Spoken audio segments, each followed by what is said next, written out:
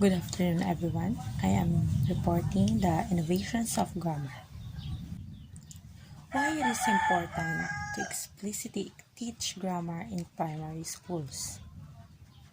Young readers and writers need to understand how language is organized to make meaning and communicate effectively. Should grammar be taught in context or in isolation? Take a look at these practical approaches on how grammar be taught effectively. Innovative approach Innovative approaches to assessment can help learners to demonstrate skills for society, employment, and education. Mobile technology means that many learners now have direct access to handheld computing. As a result, different types of assessment can now be produced and applied.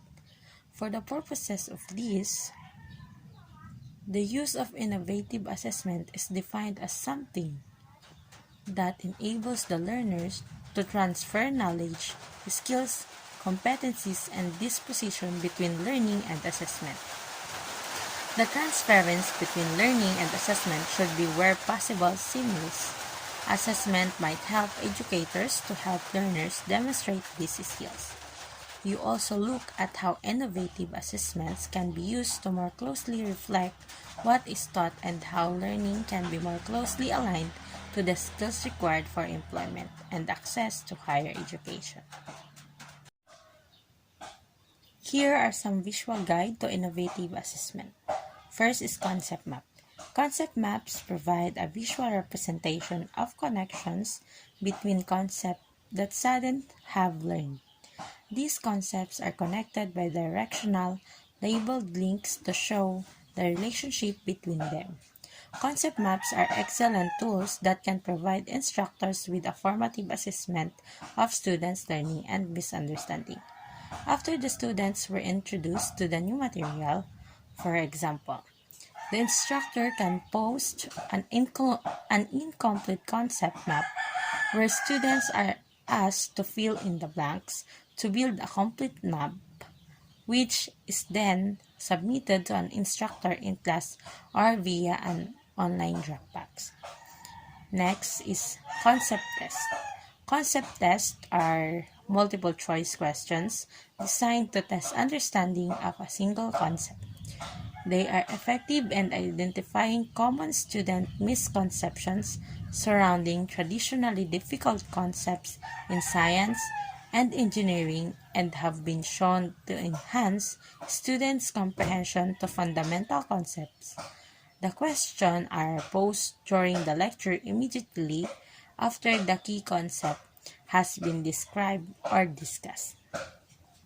Students work independently to arrive at an answer and then try to persuade their neighbors in lecture room that they are correct. Finally, all students offer their answers.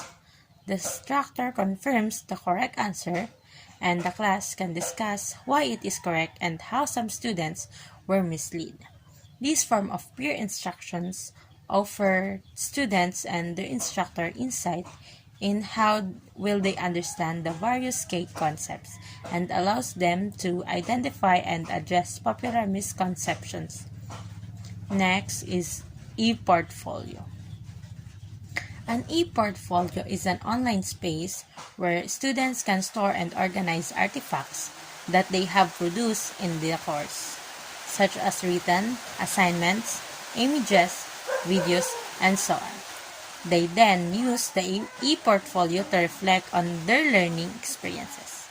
An e-portfolio requires students to pause and reflect on their learning, often by making explicit connections between different learning experiences. This process deepens their learning and has the added benefit of helping them to chronicle their learning. They can look back on earlier work in their e-portfolio and readily see how much they have learned and how far they have progressed in this course. An e-portfolio helps students to see connections within various components of a course among their various courses. Next is podcasts and blogs.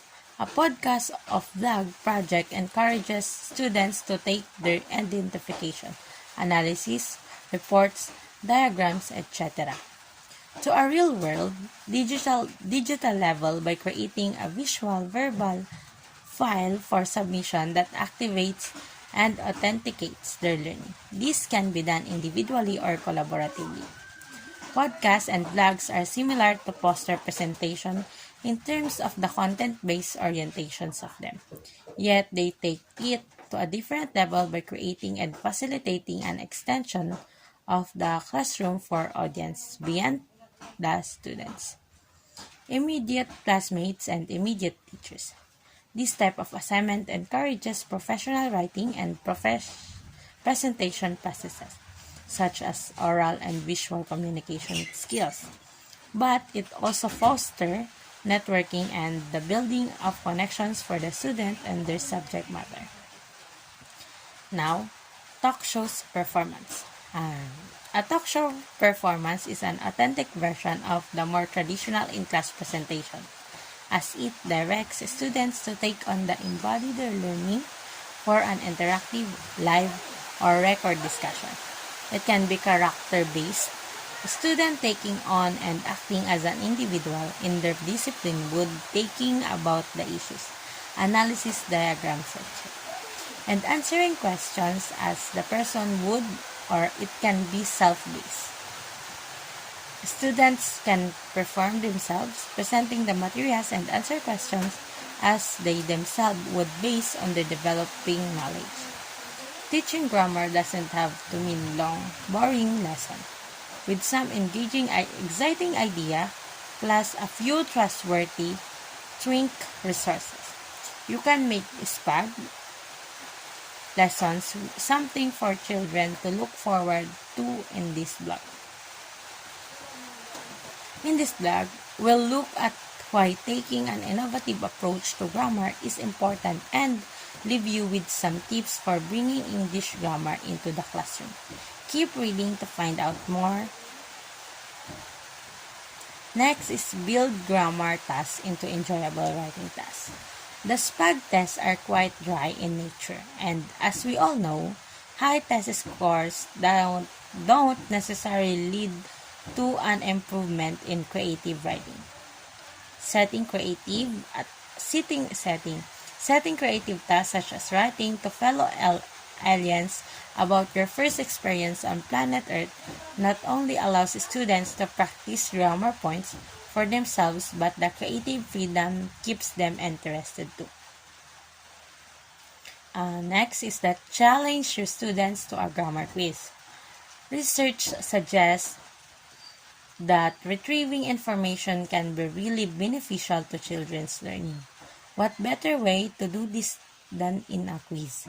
Quizzes also offer the added bonus of giving teachers an opportunity to quickly gauge how well their class has grasped a concept.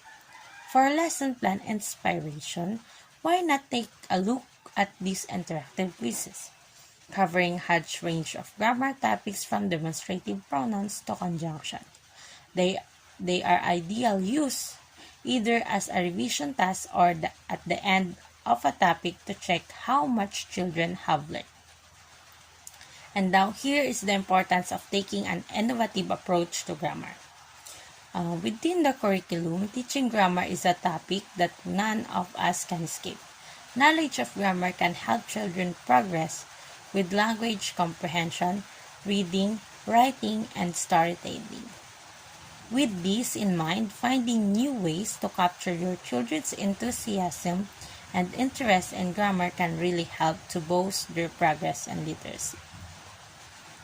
And as for my conclusion, in summary, the best way to give inspiring innovation assessment is by having grammar assessment that you believe in that the idea or a topic can connect to. The connection between you and grammar is what allows them to truly think about your grammar assessment and be inspired. It takes a lot of practice and experience to become a powerful innovator in teaching grammar assessment. And by emulating the mentioned characteristic of effective innovation in grammar assessment, you can become more inspiring and more influential. That's all. Thank you.